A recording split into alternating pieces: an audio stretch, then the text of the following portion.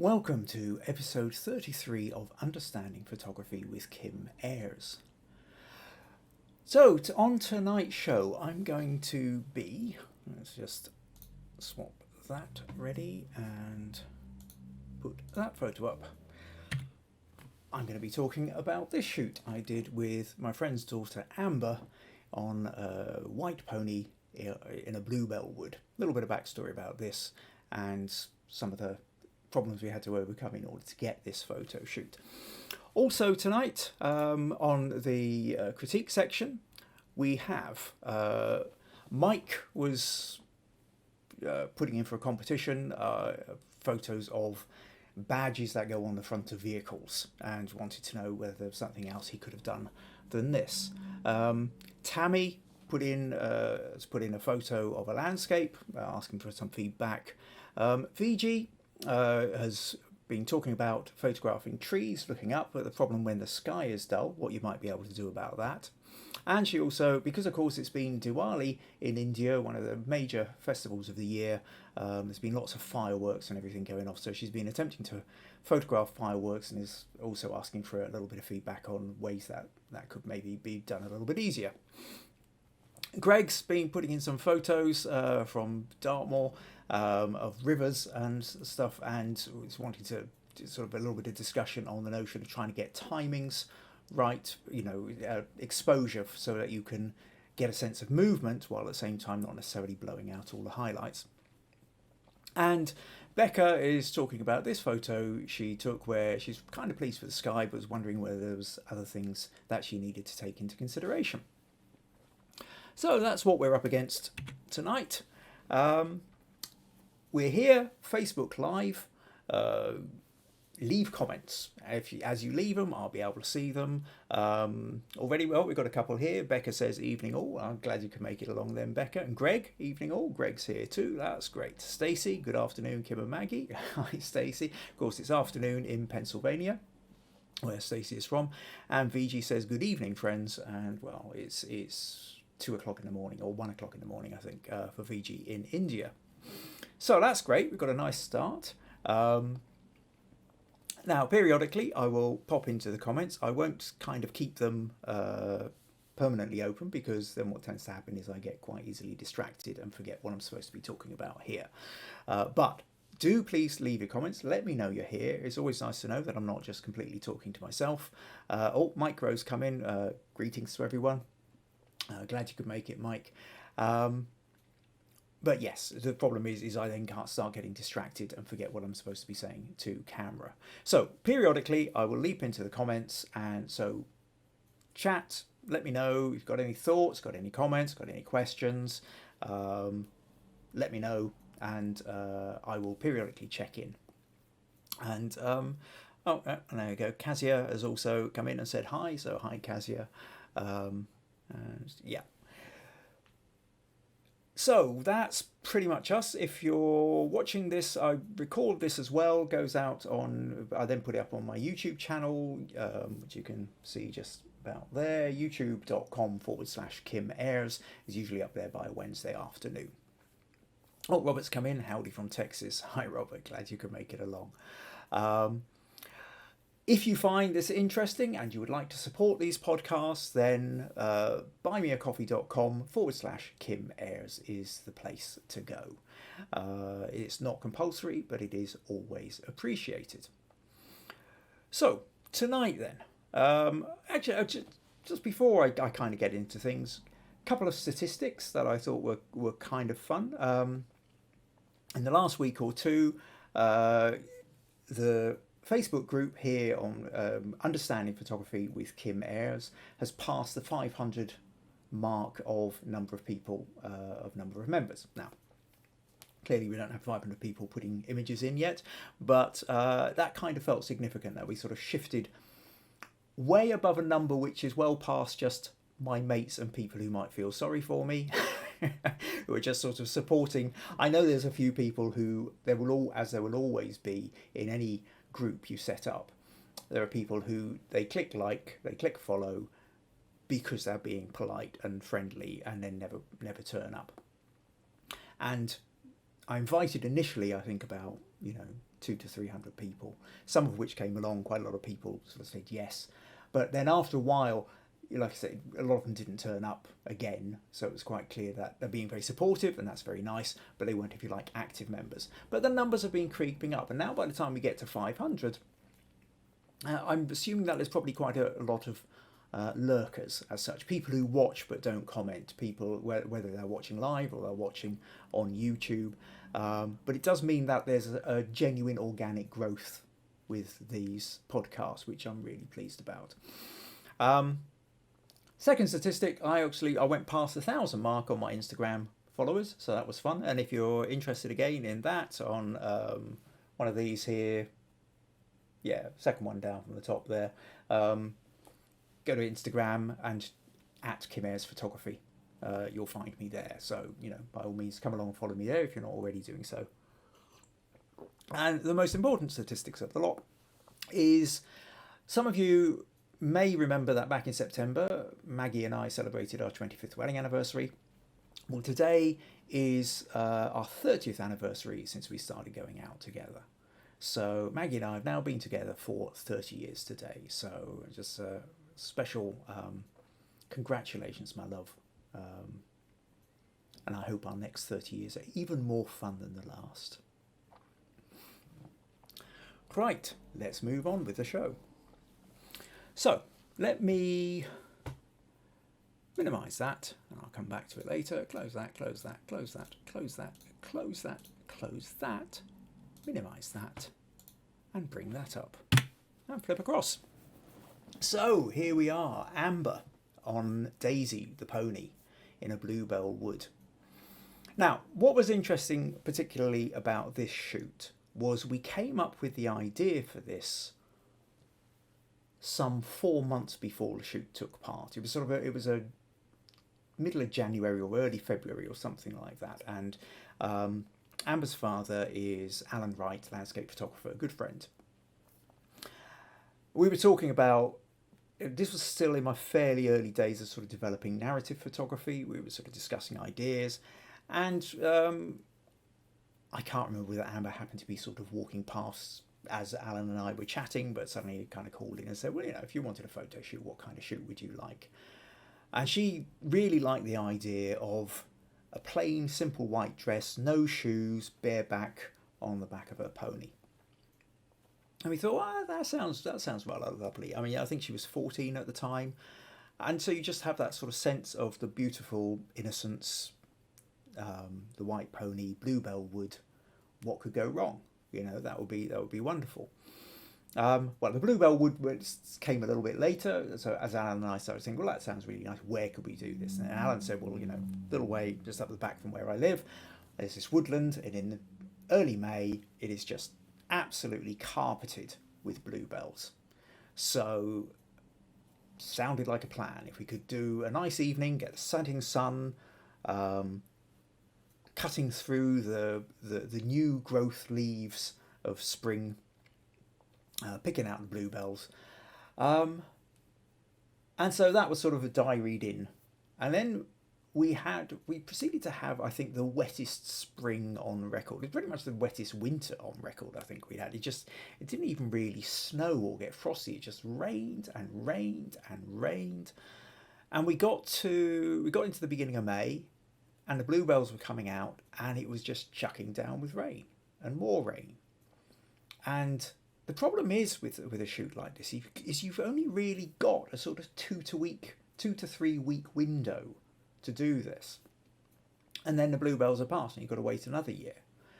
And a week went past, another half a week went past, several days went past, and then there was a break. One evening we could see there was a break in the clouds. It was going to be a great evening. I thought, this is, we've got to do this. And rang Alan up and said, look, but it turned out Amber had exams the following day, and she was stressing out about them, and she wasn't going to take the evening off. She was busy revising. And I'm going, forget your future, we'll miss the light, we've got to do this now. And because I knew the next few days were going to be pouring with rain again. But no, obviously her future was more important. and we had to let it go. But Alan seemed pretty convinced that despite the weather forecast saying it was going to be solidly raining for the next 2 weeks, that there was going to be another break in the clouds. Now, normally I wouldn't tend to listen to, people just being a bit hopeful, but actually Alan is a landscape photographer, phenomenal landscape photographer with 30 plus years of experience of doing this, and actually does have a real feel for the weather. And it turned out he was right. About 4 nights later, we ended up with another dry evening. So we went up, and basically, I wasn't sure at this point how well the pony might react to flashes going off. So what we did decide, this is done with natural light and a reflector. So essentially, we had the sun behind Amber, and then Alan held a large reflector with one of these. You can get one of these kind of 5-in-1 reflectors where you get different surfaces, and we used the gold surface to bounce the light back onto Amber. And although you can see the sun's behind her, and we've got the lovely kind of backlight here catching around the hair and the back of Daisy's ears and what have you, you'll also notice that there's a little bit of shadow on her neck here, where you can see that she's sort of been lit from the side, and that's because essentially just off to the side there, Alan is holding up this large reflector to bounce the light back. And in the end, and so we were lucky. We were extraordinarily fortunate. I can show you a couple of other shots from this setup. Not that back. So a sort of slightly more kind of flat, straight on. This one I was quite pleased with, although sort of looking back, I keep kind of tending to think she ought to be over further to the right. I think the balance of this photo would work better if she was further over to the right on this picture, for sure. And if that was in critique, that's what I'd be saying. This was one where there was a little kind of pool there. We tried doing a kind of reflection shot where you can see Amber and Daisy reflected in the water as well. Now I've got the sun behind me, and she's sort of lit through the dappled trees. This is back round a little bit further. Now we've got the lights kind of slightly more coming from the side than from behind, and then this one will be from the back as well. And I really love the colours of the trees. It's such a kind of Scottish or British May colours, really, where you've just got the fresh green leaves coming out, and it's got some, I think that rhododendrons there or something, just that little splash of colour. The grass is starting to come up, and it's that whole kind of new life bit. And without a doubt, for me, May is my favourite month of the year, and certainly May in Scotland, there just isn't anything quite like it. It is the most beautiful, beautiful time of year. So that was really that shot. It was kind of fun. It very nearly didn't happen. It taught me a lot at the time about the problem of outdoor shoots. At the time when we set it up, I was still fairly new to doing narrative photography shoots, and it didn't really occur to me. I was just thought, weather's usually good around there, we won't have a problem. Since then, I've always tried to have a plan B. If I'm doing a proper photo shoot, especially one that, where I'm being commissioned, you cannot rely on Scottish weather. You have to turn around and say, well, okay, if we need the photo done by this time, are we hanging around, are we deciding now that it will take as long as it will take because we need to get the right weather? Or if it has to be done by a deadline, do we have an alternative which we can do under shelter of some kind? So always bear that in mind if you're going to plan an outdoor shoot. What are the contingency plans? What do you do if the weather isn't on your side? Are you prepared to wait it out, or do you have to find a second alternative to it? So that's pretty much that shoot. Thought I would just kind of take you through it. Let's take a little quick look back, see if we have any comments, if anybody else has joined us yet. All right, got a couple more. Smiley face from Maggie. From Mike. Big heart from Maggie. Oh, how lovely. Stacey, congratulations. Mike, yay. Robert, Anne and I are celebrating 20 years of marriage. Happy coincidence. Congratulations on your 30th. Oh, congratulations, Robert and Anne. That's brilliant. That's lovely to hear. And Maggie's, thank you so much. Fiji, cheers to you both. Many more happy anniversaries. Thank you, Fiji. Much appreciated. And Becca, congrats on your 30 years. All right, it's carrying on. Basically, everybody's sort of saying congratulations and thank yous, and congratulations from Greg and from Kazia. So that's lovely. Stacey also says, beautiful horse and young girl make the shot so magical. Yeah, and that is it. Oddly enough, I've put that photo into one or two competitions which are entitled Magic or Fantasy or something like that, and it usually does quite well in those ones. And Mike says midges aren't active then. yeah, it's a really important point about May in Scotland. Is the midges aren't eating you alive in the way that they really can a little bit later into the summer. Another reason why it's one of my favourite months of the year. Sunshine, bit of warmth, bit of colour, and no midges yet. Okay, so quick reminder again, if you would like to support these podcasts, buymeacoffee.com/Kim Ayres is the place to go. Now, next up, we're coming into the critique section, and the whole point of this is it's a place for you to put your photos in to try and get some kind of feedback. Now, whilst it's great, I've had 5 different people put images in for tonight. They all turned up today from about mid-morning onwards. Actually, not fully quite. VG did stick in some pictures a few days ago, but everybody else sort of put something in this morning.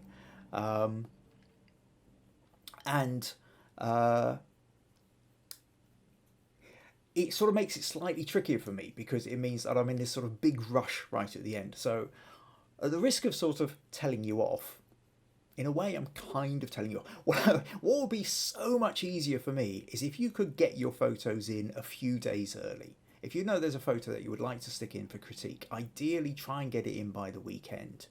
Monday's still kind of okay. Tuesday, it's much more, well, if several people have already put images in, then you might not get your photo dealt with. But it makes my life certainly a lot easier than if everybody's sticking it in on Tuesday. The other thing that I really want to say is it's really useful if you let me know what it is about your photo that you're wanting the feedback on. It's because there's a couple of photos being put in where it's essentially been, here's my photo, what do you think? And the problem with that is it's not really about what I think. It's about what you think. What were you trying to do? The thing is, any photo can be interpreted in a whole multitude of different ways. And what's going to appeal to one person isn't going to appeal to another. What's going to remind somebody of something isn't going to remind somebody else of something. If I gave all of you the same photo and said, go away and edit it, you would all edit it in a slightly different way, because what appeals to you is going to be different. Some people, I could give you a landscape. For some people, the sky would be the most appealing thing. For some, it would be the trees. For some, it would be the rocks or the water or the way the light is or the composition. People crop it in different ways. And that's brilliant. I love that. That's part of the diversity of thought, which makes photography so interesting. So the notion with, and this is the really important part with critique, is this isn't about me trying to tell you how to create Kim cloned photos. It's not about wanting you to take the kind of photos I would take in the way that I would take them. What I'm trying to do here is to help you get to the point where your photos are doing what you really want them to do. But in order to do that, I need to know what it is you're wanting out of them. So I've left a few comments, on people saying, can you tell me a little bit more? One or two of you have. One or two of you, I don't think actually noticed the comment in time. But it does make my life easier, because there's no point in me sort of saying, okay, well, what you need to do is crop it here. If actually you were quite happy with the crop and what you were really interested in was something else, which seemed very obvious to you, but I haven't picked up on. So where are we? A couple more comments here that come in. Stacey says, are midges like mosquitoes? Yeah, pretty much. They're smaller, just as vicious, go around in big swarms. Yeah, think of them kind of like small, aggressive mosquitoes. What else have we got? Yeah, Mike says more aggressive. Okay, Mike saying wrist slapped. Okay, smiley face. Fair enough. Rosie, Rosie's come in. Hi, Rosie. Good to see you. Sorry, it's a bit late joining, but did catch some of Amber and Daisy's photo shoot. Very helpful, as I have a shoot planned with a beautiful black horse. Again, I'm waiting for suitable weather. Also very excited as my son has bought me studio lights for my birthday. Now I just have to learn how to use them. Oh, that's brilliant, Rosie. That's really cool. That'd be a lot of fun. Well, this is great then. Try them out, take a couple of photos, put stuff into the, anything when you run into problems, if you're struggling with any bits, stick a couple of example photos into the Understanding Photography of the Kim Ayres Facebook group with your questions, and we can deal with them here in the on the podcast. Because there will be other people out there who also use studio lights or getting into it, so I'm sure that would be really interesting. So that's good to know, Rosie. Well, Mike says, sounds like a good challenge. Get us to edit one of your photos and then compare and contrast on a session. It is one of those ideas that I am playing with and might say, well, I'm not going to do it in the next few weeks, but it is one of those ideas that I might do at some point. So yeah, keep that thought, Mike. Right, okay, so let's make a little start then. What photos are we going to go for first? So let's pull up Becca's, I think. Right, see if I can just hit the wrong one there, and let's go to Becca 1, flip across here. And Becca says, took this photo in our local country park. Really pleased with how the sky looks, the silhouette and the amount of light shadow. Is there anything you would have done differently with this? Thanks. Okay, so in a way, this kind of is a little bit what I was sort of saying about earlier. Becca said, here's a photo I've taken. I'm really happy with it. Would you have done anything differently? First and foremost, if you're happy with it, then that's great. That's a really good start. It's probably easier for me to help you out if there's something you're not happy with, because then I can kind of give you help in that area. I think with this though, there's one or two things that kind of leap to my mind. Now, whilst you are kind of happy with the sky, the big thing that happens with this photo, the standout, is this great big patch of sun here where that bit of sky is burnt out. Now, you can get away with doing sun like that, but you also have to quite often balance it out with some other lighter patches which are drawing the eye. Because at the moment what happens is the eye gets drawn to the place of most contrast. So if you imagine like a black wall with a white dot on it somewhere, you will instantly see the white dot. Or alternatively, a white wall with a black dot on it. You will instantly notice the black dot. Doesn't matter how big the wall is, as long as the dot is big enough to be seen, you will notice it straight away. Now, because the rest of this is quite a dark photo, that patch of sun becomes really bright. It's the bit that grabs all the attention. It's the first thing we see, and then we kind of work our way around the rest of the photo. But the photo isn't about that patch of light. Really what this photo is about how the sun is falling on everything else. It's about the silhouette of the man that's just in front. It's about the way the light is catching the leaves, those last few autumn leaves on the silver birches over on the right. It's about the path that leads you into the photo. Now, when I say about the man who's silhouetted on the left. There will be people who are looking at the screen who've only just noticed this for the first time. So if I zoom in here, now you can see, and what we can see here is we've got the outline of his head where the sun is catching it. But it wasn't necessarily that obvious when we look at the picture overall. We don't see that straight away. And yet, in terms of the narrative of this photo, he's a really important part of it. You've not just gone for a landscape with nobody in it. You've got a landscape with somebody in it. And there is a path, and this person is heading up the path. He might be looking off to one side, but there is a path leading us in, and we know that person is heading up there. But we can barely see him because the light above him is what's grabbing all our attention.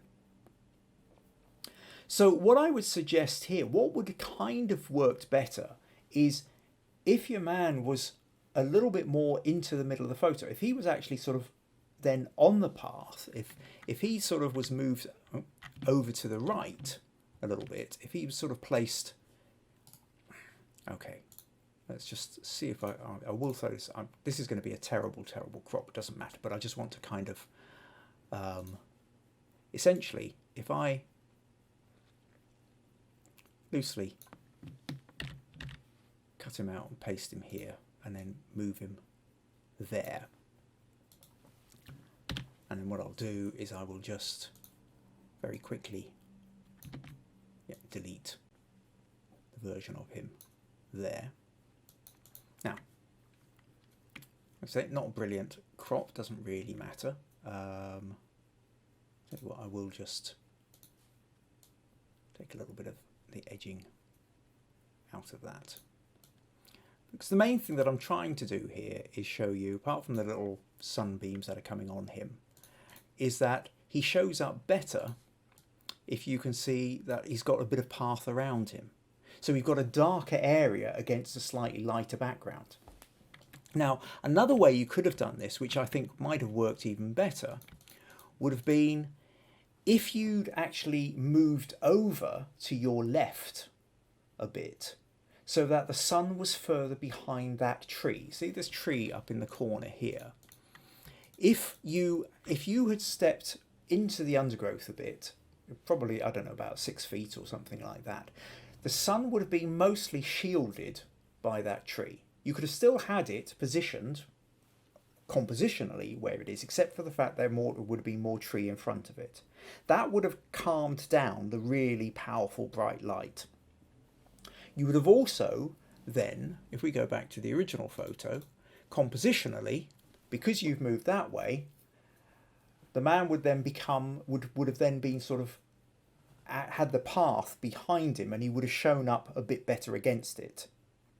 Perhaps his head might have even been a little bit with a bit of sky against it, because again he's dark here, and if we took this and we moved him up a little bit like that, you know, if he's a little bit further up the path or something like that, we're getting a better sense of him in the picture. Okay, now if you so that point, if you were about 6 foot or so to your left, he would have sort of had the path behind him. Maybe if you'd even been a fraction squatted a little bit lower, his head would have been above that horizon line, and then he would have shown up. He would have still had that halo, that beautiful halo with the backlight around him. You would have had that a large chunk of that light blocked by the tree, so it wouldn't have just been grabbing all our attention all the time. So that's really about the kind of best suggestion. You would have still then also had these beautiful clouds that you've got, you know, sitting there. And you might have even had a little bit more light hitting these wonderful sort of last of the autumn leaves over on the right here as well. So this is really literally a thing of sort of 6 feet to the left, 1 to 2 feet down. And I think that would have sort of then really taken this photo and shifted it up to the next level. So I hope you found that one interesting. I hope that's useful, Becca. Okay, close that, and that, and see if we've got anything else going. Okay, Becca says he noted. and great stuff. I need to work on position. Good. Okay, glad that was useful. Stacey and Mike are now busy chatting about how to cope with aggressive mosquitoes and eucalyptus and lemon and Avon's skin so soft. Personally, just to throw my own bit into the debate, Maggie and I have always found citronella. Citronella seems to work a treat. Get some drops of citronella, put it into a little kind of vaporizing, put it into some water, squirt, rub it on. And although it doesn't actually stop them crawling over your skin, which is still very unpleasant in the height of summer when they're out en masse, I don't think I've ever actually been bitten by midges when I've had the citronella on. And in fact, actually, I do remember once I dipped my hand in water for something and it had obviously washed off, and then suddenly I got a whole bunch of bites on the back of my hand. So the citronella was working pretty well. Anyway, that's my contribution to that bit of debate. So next bit then, let's think about who are we going to look at next. Okay, Greg. Now, Greg says, a couple of Dartmoor images shot last week for some critique, and then so he sent me 3 basically, one Water and Dartmoor for some feedback. So I asked, now Greg has, Greg's a very accomplished landscape photographer, creates some beautiful work. So at that point, I wasn't sure quite what he was asking for. So I left a message saying, can you give me a little bit more hint of what it is you're wanting? And I think what we'll do is, although you sent 3, 2 of them are to do with water. So we'll raise it. We'll put those ones in because basically it was mainly composition and shutter speed to accentuate but not obliterate the water movement. So it is a tricky one. It is a tricky one. That in essence, what you're up against here. So this is one of Greg's photos, and sorry, come back to that. I've gone the wrong way.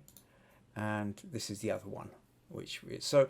What you can see here then is that now I did ask Greg if he could send me the information, because what I don't know is what your shutter speed, what your camera settings were, whether you were using a filter, all that kind of stuff. But I think it's one of those things, I put the question in, I'm assuming you didn't see it because I know you're pretty good at getting back to me. So it does mean that I'm kind of playing it by ear a little bit here. The thing when it comes to photographing water is it's pretty much all to do with shutter speed. That the faster your shutter speed, if you're going at 500th of a second, 1,000th of a second, 2,000th of a second, you are going to capture the water really sharply. So every single little droplet will be frozen. It will look like glass, really. It will look like sculpted glass. You will freeze every single drop together. Now, the slower your shutter speed, the more blurred it becomes. Because you've got this movement, if you consider, for example, say we've got this amount of space and something is moving from here to here. Now, if you, say, take something at 1,000th of a second, the time it takes to move from here to here, say that's a 1 second interval at a speed. It takes whatever, if we said that was a 1 second interval. 1,000th of a second, it would only moved 1,000th of that, which is so small it's imperceptible to the human eye. So therefore it's going to seem really sharp and really static. However, if you have it set at 1 second exposure, across the course of that second it's travelled the whole lot. So you're not going to capture it sharp, you're going to get it smeared across. If you took it at half a second, it would be smeared halfway there. Quarter of a second, smeared a quarter of the way.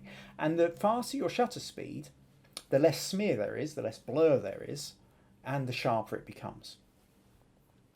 So the two primary ways of photographing water are either you do a very fast shutter speed, where you capture the like the individual droplets really sharply, or you do a very slow shutter speed, in which case, like Greg's photos here, everything becomes very smooth, and it's quite creamy and you can, if you go really slow enough, it starts to become almost misty.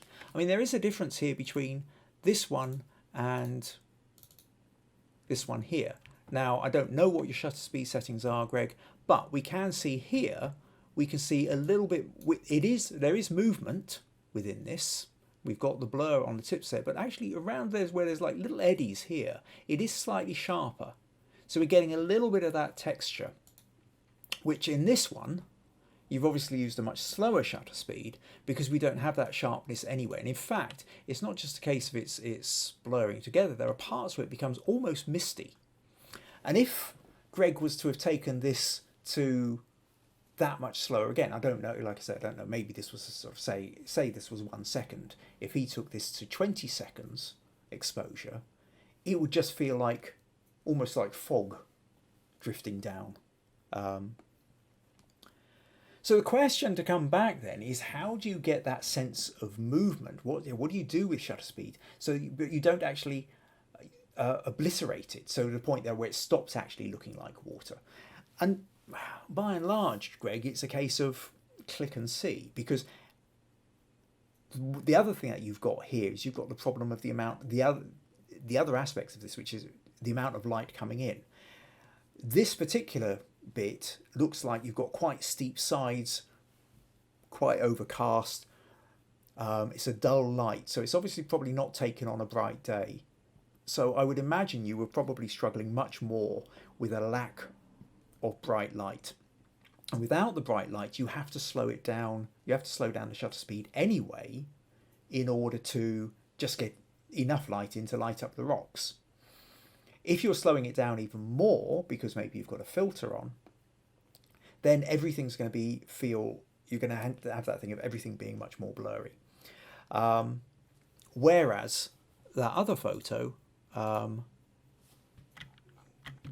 with here, we can see that there is more light about generally. Again, it's not sunny, but there is more light around, so you've presumably had a faster shutter speed. So the conditions you're in are going to dictate to how slow or fast you can be, just straightforwardly, in order to get the amount of light in, just light up the landscape bit you want. Then it's a case of how smooth or creamy do you want the water to appear, and it's a case of trying it out. You try it at 500th of a second, you try it at 200th of a second, you try it at 100th of a second, 50th, a fifth of a second, 2 seconds, 5 seconds, 20 seconds. Now, of course, the moment you get below handheld range, which varies from person to person, for some people they don't want to go below anything below 100th of a second, and just their own hand wobble will cause it to go out of focus. For some it can be as slow as a 30th of a second, but it depends. You then tend to need a tripod, because you need the camera to stay steady so that it doesn't, so your own hand wobble isn't making everything out of focus. In bright sunlight, if you still want to get that sort of slower shutter speed, quite often at this point people will use filters, and I'm fairly certain, I think Greg, you've said you use filters before, and that's a little bit like putting sunglasses on the front. You put like a filter essentially is, you put a dark piece of glass in front of it, which means not as much light gets in. So even though it might be bright sunlight, you can still then slow the shutter speed down and get that smooth water effect. So I don't know how much I've really helped there, Greg. I suspect you know a lot of this already. But primarily, if you think, what I would say is you've got an idea of how much movement or smoothness you want out of that water. And of course, this is another one of those things where it would vary. The two of us could be standing in the same place with the same kit and everything else, and you might want it different to the way that I want it. So, but you have an idea of the way you want it. So what I would say is, really, it's because it's all about shutter speed. Get your shutter speed first for the speed of the water. Once you've got that, if everything's still dark, or then adjust your aperture to make it brighter, move up your ISO to make it brighter, or alternatively, if everything's too bright, lower your ISO, narrow your aperture afterwards to adjust for the rest of the light. But you start with the shutter speed because it's the shutter speed that's going to dictate exactly that level of crispness or smoothness that's in the water that you're chasing. So I hope that helps. I hope I'm not just telling you stuff that you already know, but or maybe I'm helping to reinforce a couple of things at any rate. So hope that was useful, Greg. Okay. Are you all still talking about midges in the back in the things? What have we got here? Oh no, Greg has come back in. Sorry, Kim, this one is 1/3 of a second f11 ISO polarizer, but no other filters. It is in a very dark location hidden in the woods. The bridge shot is 1/3 of a second. Okay, so that's the point then. So the bridge shot isn't as slow as the one with the waterfall, which is kind of what I thought. So yeah, you've gone for f11 ISO 100. So yeah, that's kind, yeah. So the fact that it's 1.3 of a second. Now, if you'd done that at, say, 1/5 of a second, it would have been much sharper. But in order to balance that out, you might have to have gone something like f16, f20, f22, or even put an ND filter on it.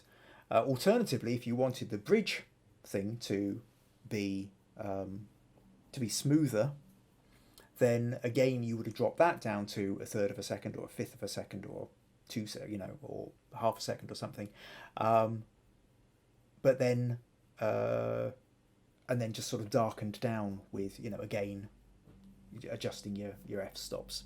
So I hope that's useful. Okay, Becca says lovely photos, Greg, love the long exposures shots, wish I could do it myself. Well, you can, Becca. Just go out and do it. It's really a case of, but it is the tripod. If you want the long exposure shots, Becca, get a tripod or sit the camera. Hang on a sec. I'm just trying to think here. I know I have a photo somewhere where I did pretty much that. If I just go to, suddenly I've lost. Oh no, I'm sitting in entirely the wrong place. Okay, I open up that, and I know somewhere around here I have this. So let's just flip back over. This is a shot of my own I did a few years ago. Now for this was taken during the daytime. It was a dull, misty day. And I was desperate to try and get that misty water effect in autumn woodland. It was pretty much about this time, 2nd of November 2015 I took this one. And this is a 5-second exposure. Now I didn't have any filter over the top, and I didn't have a tripod with me either. What I did though was, I've got a wide angle lens. I rested the camera on a rock with a few leaves and a bit of moss, and just sort of set and angled it. Now the problem is when you've got doing something like 5-second exposure, just the very act of pressing the shutter will cause it to wobble a little bit. So the way around that is, what you do is stick it on a 2-second timer, and then click it, and then it stopped wobbling. Only 2 seconds later it shoots itself. And for this, I'm on f22, which is basically as narrow an aperture as I could possibly get. So there's a minimal amount of light getting in, which is trying to offset the balance against the fact that I've got I'm exposing for so long. And this was me absolutely maxed out. I'm on ISO 100, which is as low as I could go. I'm on f22, which is as high as I could go, and I'm on 5-second because anything more than that, the whole thing whited out. But yeah, you need the tripod. Okay.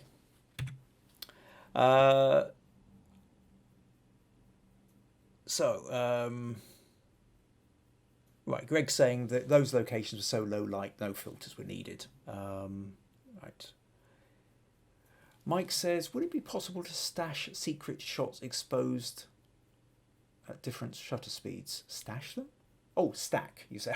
Stack them at different. Give it a go. Try it. Right, that's that. The real answer to that is try it and see what actually happens. I'm not quite sure how well stacking works in the way of movement. Stacking generally works in terms of in focus. So you might take several photos of something where you focused it here, here, here, here, here, and here, and then you stack them so that all the bits in between seem sharp. I suppose if you're wanting sharpness, it might work, but I don't know about smoothness. You maybe play it, come back, let us know how you get on. Okay, VG, awesome clicks, Greg, lovely location. Ray got here late this week. I'll watch the rest on YouTube tomorrow. Okay, welcome, Ray. Glad you could make it. Oh, and some nice compliments from Becca and VG and Kazia and Stacey on my photo too. Oh, that's nice. Thank you. Okay. Right. So let's. What do we got here? Okay. So next thing I'm going to do then is let's talk about where should we go next? Let's go Tammy. Okay. So Tammy sent in. Oh, sorry. Close that. Try and find that, and here we go. So Tammy sent us this photo, but all she really said was dark November skies.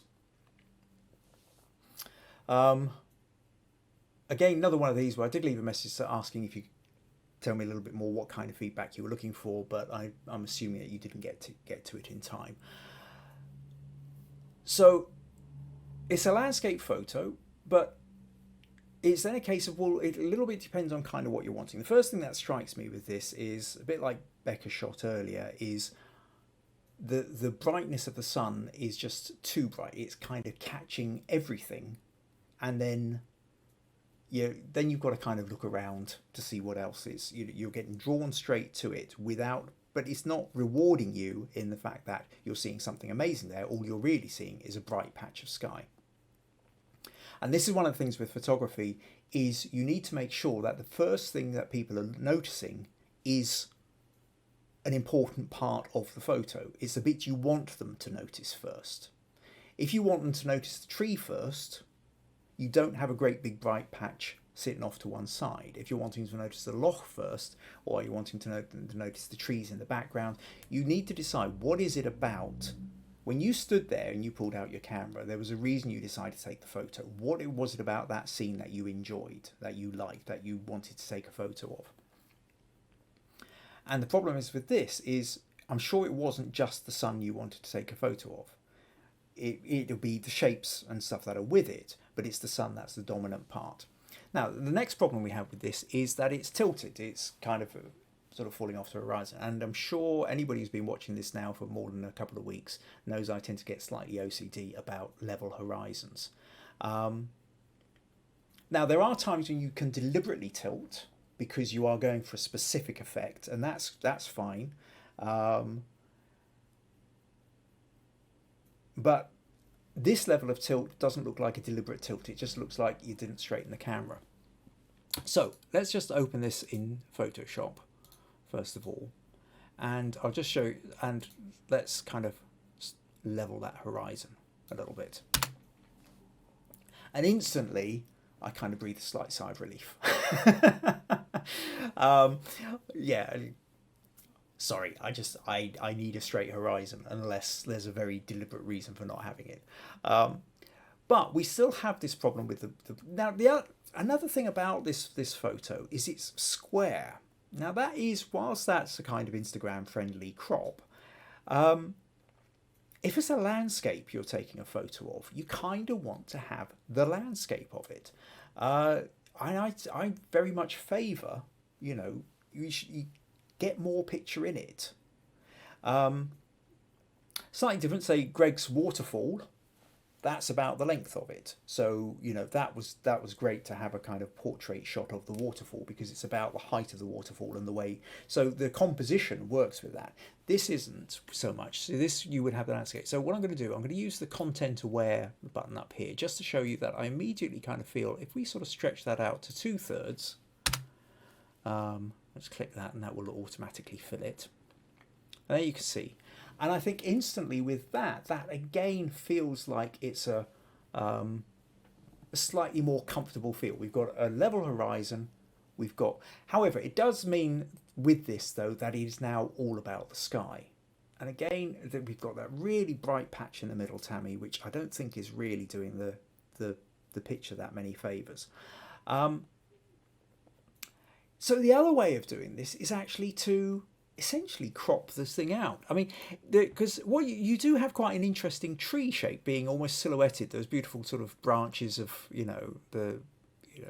and autumn's past and what have you. If we pull this over here and actually literally just crop out from something like about there, I think that then becomes slightly interesting. Now, I'll open this up and just do a couple of very quick edits. Put that into raw filter. I can now actually brighten that up a little. Well, maybe not too much. Actually, I know what, let's shove a vignette on it. Always helps a little bit. Well, not always, but quite often, just sort of pulls things in a little bit. Let's go back to basics. I will bring some of the detail out, the shadows, and then add a little bit of texture and clarity to it. Something like that-ish. Very, very quick edit. And now what we see is we've got these beautiful clouds behind, but we've now got these lovely branches showing up as well against the clouds, against the lightness of the clouds. So, and we've got a little bit of reflection on the water. So now we're making a feature of the tree rather than making a feature of a blown out white piece of sky. So does that make sense? I hope it does, Tammy. It's back, if we go back to the original photo like that, the problem is all we see is that bright patch of sky. But that's not really where the story is. You can create different stories. I mean, for that matter, if we go back to this, another option is where you kind of come down and crop it something like that. Where the sun is above the upper part of it. And what we've got here is then at this point, it becomes much more about the lake itself and the reflections on the lake. And then we've got this tree coming in from the left, and that's quite nice. So we've also maybe got a couple of sunbeams coming down from, a bit of light coming down from behind the clouds. So you can see then that there's different ways you could approach this. Whether it's the vertical crop of, to concentrate on the tree, or whether you're doing a lower horizontal crop to make the most of the lake.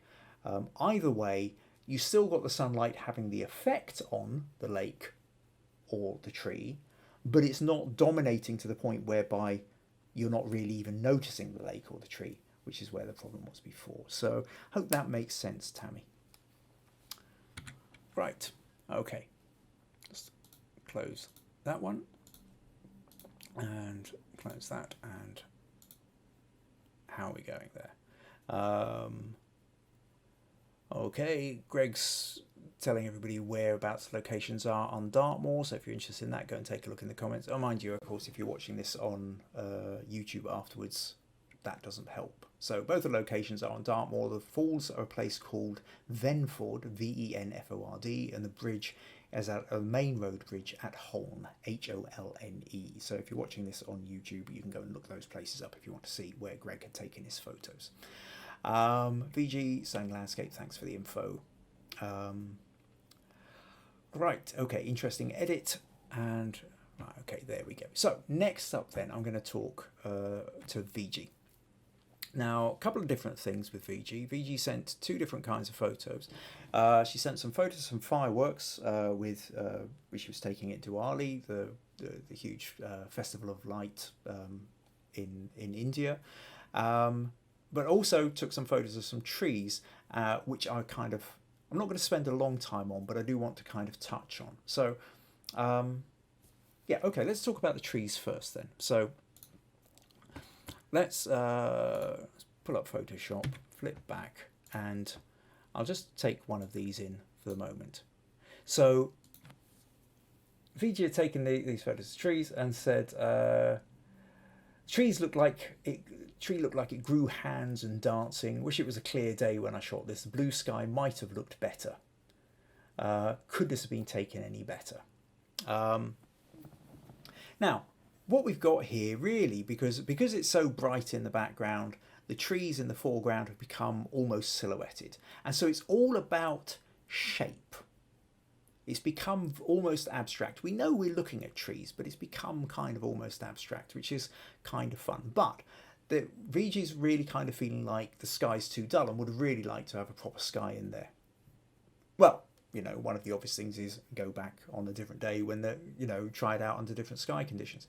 But if you want to cheat, and this is the thing that I was just going to show you quickly, this is almost the perfect kind of shot to do a very quick and easy cheat. And what I'm going to show you here, because I know you've got Photoshop now, if I open another photo, for which I'm going to steal the sky. So we'll take this photo I took in Morocco. Now, we're not bothered about the road. All I'm interested in is the sky. So we're going to take a nice little bit of cloudy sky like that, and I'm going to copy that, and I'm going to paste it onto VG's trees. Now, we can't see the trees. And if I just sort of lower the opacity, that's not really helping very much. Now, a couple of ways you could do this. You could select the light areas. So if I go select color range and I select the bright areas like that, maybe increase the fuzziness a little bit, and then create a mask, come onto here and create a mask, then you can see we've kind of got the tree behind it.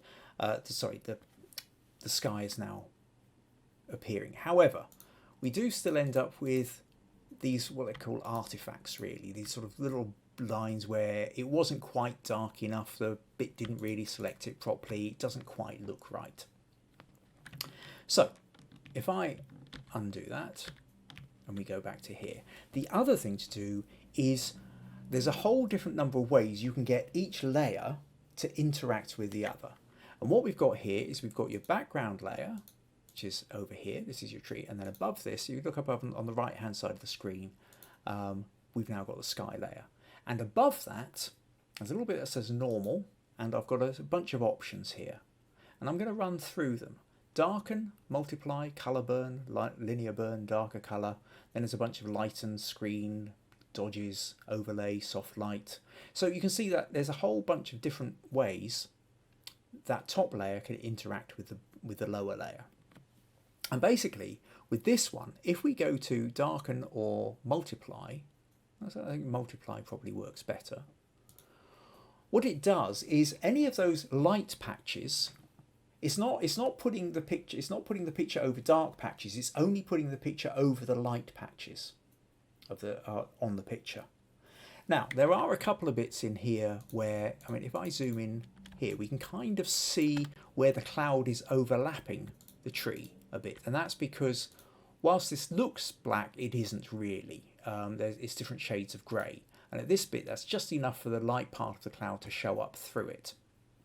So if between these layers, if I do a brightness contrast and I just contrast this a little bit more, so that, okay, if I remove the sky, take the contrast, if I take the contrast down, everything becomes grayer. If I bring the contrast up, then the blacks become blacker, the whites become whiter.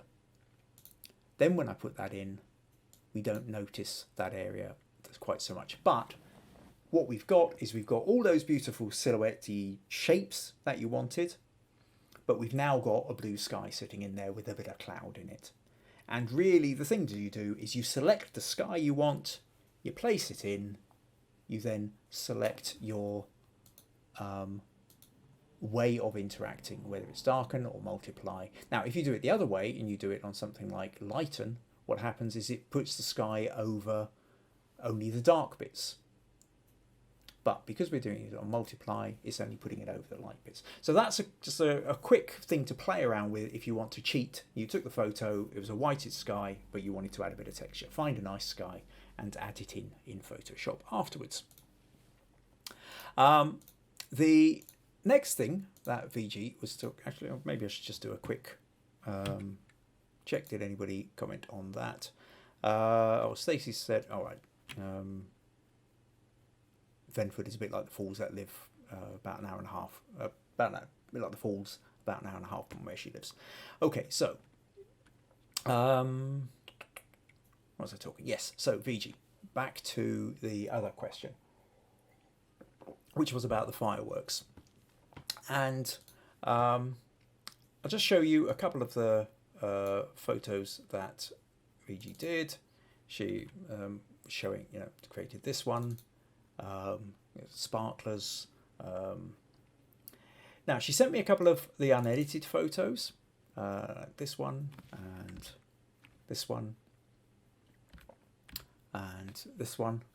But actually, I think that's the same one, just it is edited. It's in edit.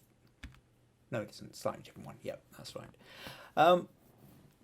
Now, VG said, today in India we celebrate Diwali, Festival of Lights. Diwali means lots of fireworks and boxes of sweets. That always sounds good. For me, Diwali is the best time in India. The cheer was slightly missing due to the pandemic, yet we tried celebrating the best we could, staying indoors. It was raining this morning, hence just lighted a couple of firecrackers. We'll try more if the weather permits. So what she did was, she also said she went on to try at different shutter speeds. Since it was raining hard, couldn't take many photos and would like to have known if there's taking it any better. Now, what's interesting about this really is that trying to take photos of fireworks is almost exactly the same problem of trying to take photos of water. Because it's all about the shutter speed.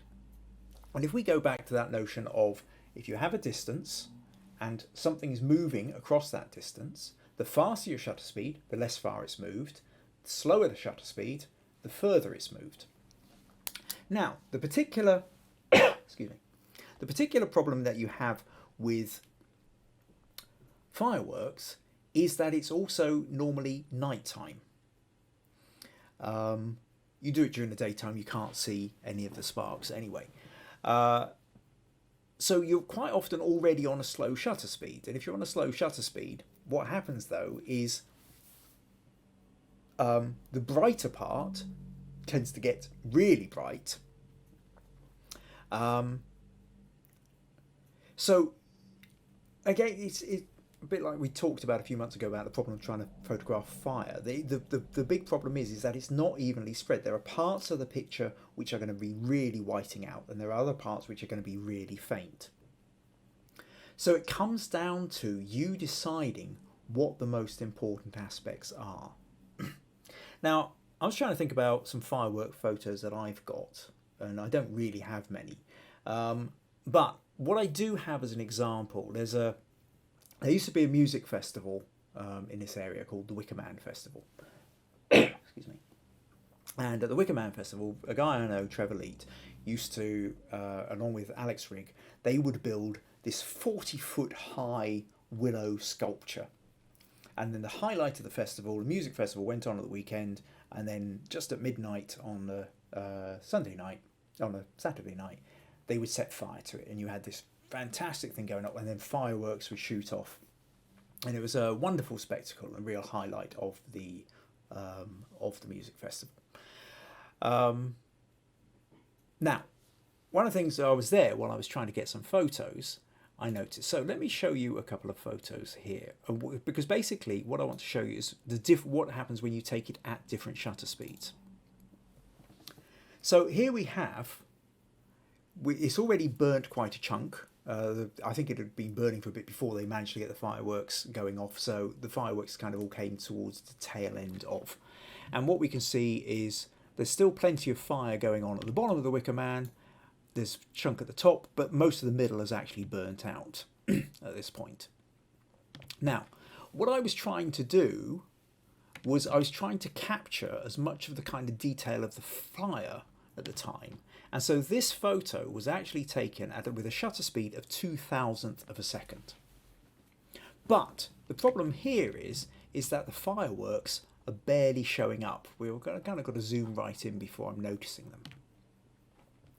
So the next photo, I very quickly dialed it down, 400th of a second.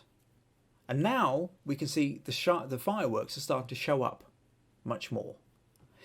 But we are starting to lose some of the detail on the fire. We've got, you know, we can see some of these lovely sort of bits of burning willow and hay and what have you flying off to the side, which we couldn't necessarily see in the previous photo so much because there wasn't enough of it. So we're getting more of the peripheral light, but the problem is that the main fire is now starting to white out a bit. But at this point I'm getting excited by the fact that because the other problem is with this is you can't really see the shape of the figure. Now you can start to see, because it was this wonderful stag shape. Well, sort of basically it was a man with like a stag's head. It was a sort of a kind of pagan type image. And you've got these fantastic deer horns coming up, which you can now see, which you couldn't see in the last photo. You've got a little bit of the arm left there as well. Now, if I go to the next picture, this one was then taken at 200th of a second. So I've halved the shutter speed again. And now the fireworks are showing up much better. We've got an awful lot more in the way of the debris flying about. We've got this beautiful orange glow in amongst all the smoke. We're starting to be able to show up some of the grass in the foreground because this was kind of on a little rise, which has got this large stone in the front of it. And the surrounding area is now starting to take much, but we are losing even more detail in there. And then the last photo in this sequence here is then taken at an 80th of a second. So less than half the speed again. So an 80th of a second, we can now see, you know, the fireworks themselves are starting to sort of white out because you know, you can now see the trails from these little purple shooters. You can see where it's sort of shot right from the bottom up to the top in the amount of time in that 80th of a second. That's how far it travelled. Whereas, to go back, you know, a 2000th of a second, it looks almost perfectly stock still, and we're not getting any of the detail of the smoke trails.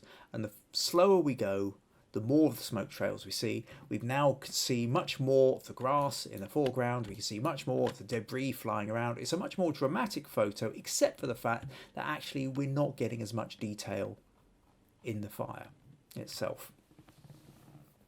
So this is kind of what you're up against. There isn't one answer which is going to sort out everything. Well, the answer for this would be if you essentially split your screen and had a filter on half of it and not on the other half, so you could have a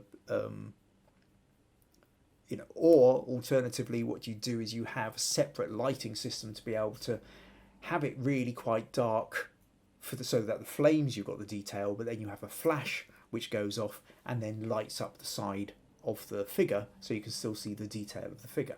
So at this point what you're having to do is really muck around. To get round that kind of thing, you have to do incredibly complicated setups. The chances of you being able to do this in the middle of a festival when there's lots of people screaming behind you, there's fireworks going off, there's flames going off, and you're standing there with your camera is is not going to happen. So what happens is you make that decision. You play around with your shutter speed. Are you going for a slow shutter speed, letting in more light, allowing for all these long trails which are shooting about all over the place, but the cost of that is you lose the detail and there are places where it just whites out too much? Or do you want to try and grab the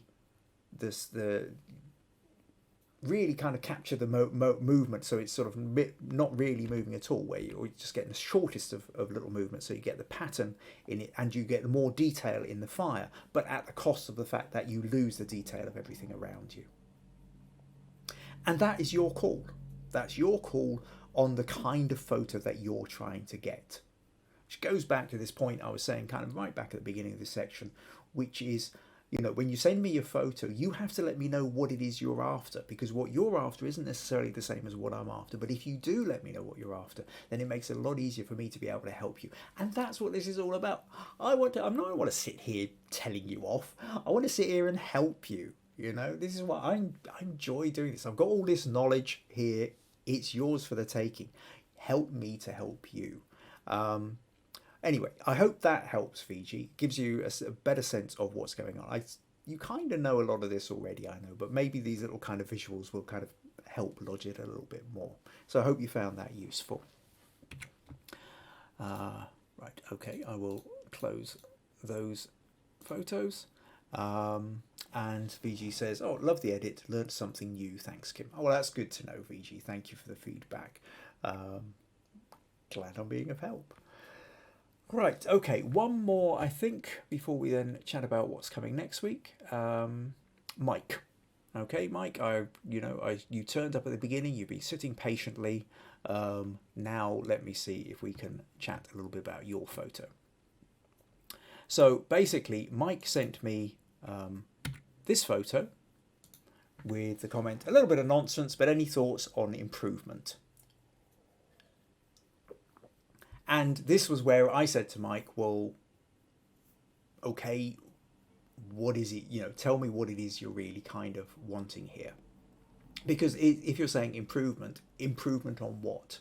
Now, brilliantly, Mike did actually have time to come back to me, and he said this was part of a series of automotive logos for a photo crowd competition. So online site that we both belong to, Photo Crowd, and Mike went in for a competition called Automotive Logos. And he says, I like the contrast between the rusty metal and the relative newness of the badges. So the fact that the badge, Ford badge at the front here and the V8 underneath haven't rusted. They're obviously made from a different material and haven't rusted in the way that the bonnet and grille has. I also asked him what the border was about, because you can see up here there's a thing that sort of says F18, A8. So it looks like there's been a border that's added to make it look a bit like a film photo or a slide even. Which I thought was probably quite unlikely given, we're all using digital these days. So I asked him about that, and he says, I chose the border as it picked up on both the rust and the colour and the oldness. I suspect if you have to ask why, the image doesn't do anything. So this was, I think Mike was a bit concerned the fact that I'm saying, well, but it kind of emphasises this point that when we take a photo, we've got an idea in mind, and it's very clear to us what we've got in mind. And because it's so clear to us, it's not always obvious that it's not clear to anybody else. It might have also been very clear to everybody else who was in that competition, who knew the competition was called Automotive Logos. So you've already got a context for it. When you placed it up for me, I don't think you mentioned the automotive logos straight away. And so I look at it and I'm not necessarily sure what it is I'm looking at. So don't be disheartened. It's not to say it's a bad photo. It's just is a photo good or not? The answer is, does it serve the purpose it's trying to or not? And that purpose might be, does it make you feel good? That purpose might be, is it going to make other people vote for it in a particular competition? Once you understand the purpose of your photo, then you start kind of shifting things back. And that's what you did. You've found your logos, you've played with the editing to sort of bring out more of the rust, and you've created it to make it look like a kind of an old photo or an old slide by adding that particular border on it. So you kind of know what you were doing, but what you were asking me was there any other way you could have gone about it? So what I asked you was if you could send me the original, which you did. So let's just pull up this original for the moment. I was quite surprised actually just how different the original was, and I realised then at that point that you really cropped in very close, to go from that to that. You've cut out most of the photo. It also explains why this isn't in particularly high resolution, because you've stretched it as far as you can. I think you also told me that you took this one on your phone as well.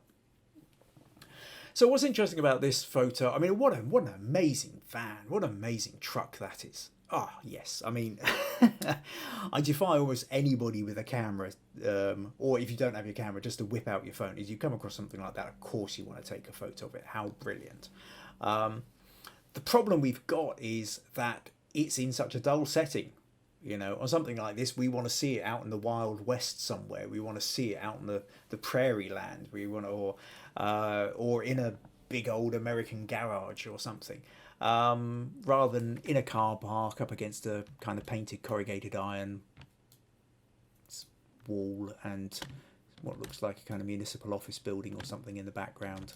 Can't quite read the writing up there, so I don't know. But it's and these vans and stuff here just don't sit it. So yeah, the fact is you cropped in close. And I can see exactly why you did. The question is, could you have done anything differently with it? Now, I suppose the first thing I kind of tend to think is, okay, let's straighten it a little bit. But I think you didn't necessarily, I think if you kept more of the grill, really, if we crop in sort of something like this, I'm not entirely, let's crop that, come in a little bit closer.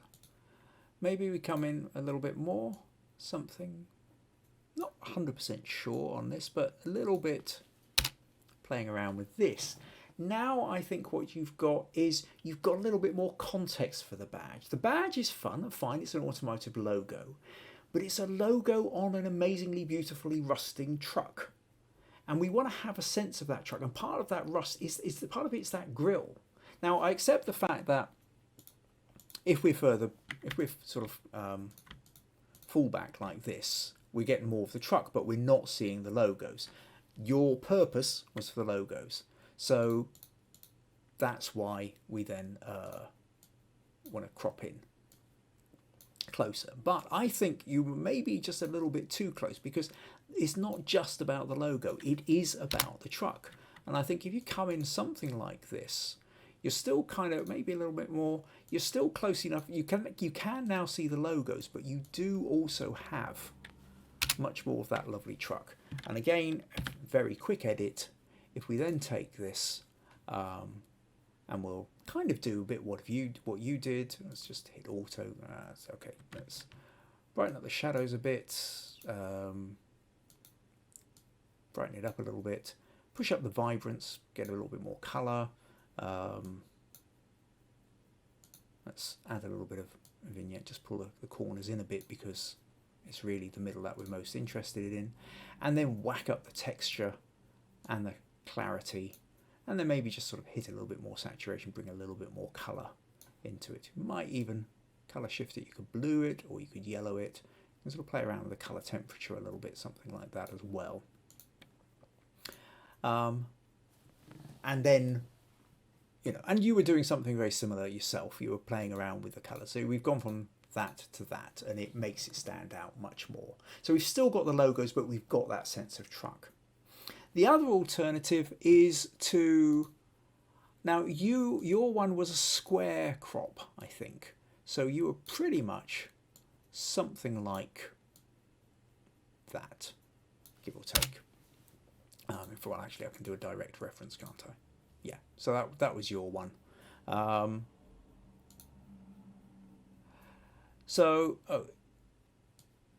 just a little bit closer in. I think it really was something more like that.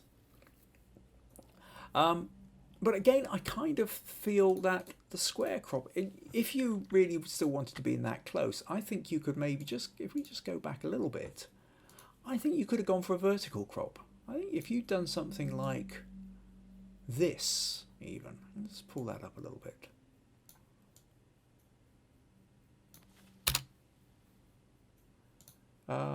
Maybe pull that up a little bit more, and then do that filtering effect or something like that. I think at this point, again, you've got the logo, you've got the Ford, and you've got the V8, but we've also got a bit more of that grille and the rust to it. So really, I don't think the square was doing you the best amount of favours. I think you either want more of the truck or you kind of come in. But I think because you're wanting the forward logo and you're wanting that V8, I think actually a vertical portrait crop tends to work a little bit better. But ultimately, if we go back to the original photo, I think you could have taken the photo from other angles. Now, I'm pretty certain, I know what happens with photo crowd competitions is they say something like automotive logos and you go, what have I got in my folders? You go back through, you go, oh, I've got this, oh, I can crop in on that. If you were taking it specifically for the automotive logos, then you would have got in closer and crouched down. And I think in a way, well, you could crouch, I think, yes, it would be quite fun if you were sort of sitting directly in the middle of that, on the floor, at a pretty low level, and then even if you're just using your phone, but you come down low and you're kind of looking right up and the grill is sort of filling your screen and you're getting a little bit of that bonnet kind of coming over, maybe a hint of the glass and the roof above. I think you could have created quite a stylized photo from that. Another option, which is always quite a popular one, is to come down to one corner where instead of sitting just in front of it here, you sit on the ground at the corner level, so that really you're bringing in the corner of that light, and you'll get it, and you end up with a sort of the grille perspectives down on one direction and the length of the truck perspectives down in the other direction. So you end up with a kind of almost diamond shape out of it, and you get the length and the shape of the truck as it sort of disappears out. You need a wide angle lens for this. If you're using a camera, you need a very wide angle lens. You get up really close and you get it as wide as possible. But your phone automatically has a built-in wide angle lens. So if you do the same with your phone, you can kind of get away with it. But you will also get the grille kind of, again, I suppose I've not done it enough in this photo, but if I go to, I just think I'm forgetting, I had a photo years back, again, back before I was properly doing photography, but it's that kind of thing where there was some car show going on. And if you see, as you get low and you move around, now you can see the shape on the length of the car, but you can also see the shape of the grille. But really what I'm talking, if I was back there now, I would move a little bit further around to my left and I would get even lower and closer, as close as I could, while still getting in the tail wings on the left and the lights over on the right, but really kind of exaggerate it, or and an ideal almost fisheye, I think, and then you get like a really arty shot. Anyway, something to think about. Hope you found that useful, Mike. So let's just flip back. What have we got? Mike says your crops give a better context. Thank you. Oh, well, okay, I'm really glad then, Mike. I'm glad that was useful. And Stacey says I like more of the truck with the lights and the grille. Yeah, I mean, it's that thing of, again, the purpose. If the photo is about the truck, that's where we do what I've just been talking about. If the photo is about the logo, then obviously that's where you're going in close. So it's always about understanding the purpose of your photo, the story of your photo. What story is it you're trying to tell? And what do you need to do to amplify that story? Right. Okay. So that pretty much brings us towards the end of this episode. If you found it useful, please do consider buymeacoffee.com/Kim Ayres. Next week, get your photos in. Earlier the better. It gives me more time to look at them and to come up with possible explanations, because I do give a lot of thought to these. When the photos turn up, I throw them into Photoshop, I play around with crops, I play around with different kinds of edits, or I go and raid my own archives to see if I can find similar photos to help get a particular point across. And if I have time to do that, I can be much more effective with it. So please try and get your photos in by the weekend if you can. Leaving it till Tuesday just makes it sort of slightly trickier for me.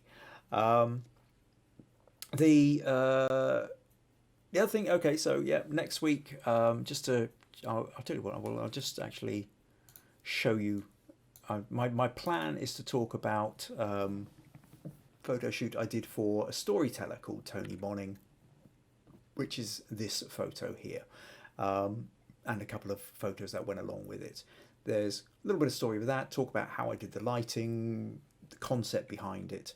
So make sure you tune in for that one. I think that's pretty much about it. Anything else I've got? Yep. If you've not subscribed yet on YouTube or Instagram or whatever, please do. And the other thing is, invite your friends. If you know other people who you think would really enjoy these podcasts or would really benefit from sticking their own photos in, getting feedback. If you know more obsessive, frustrated photographers like us, then point them in this direction. The more the better. The more people tuning in, the more people submitting, the more fun we can all have with this. So that's it. Thank you very much. Look forward to seeing you all next week. Take care. Bye bye.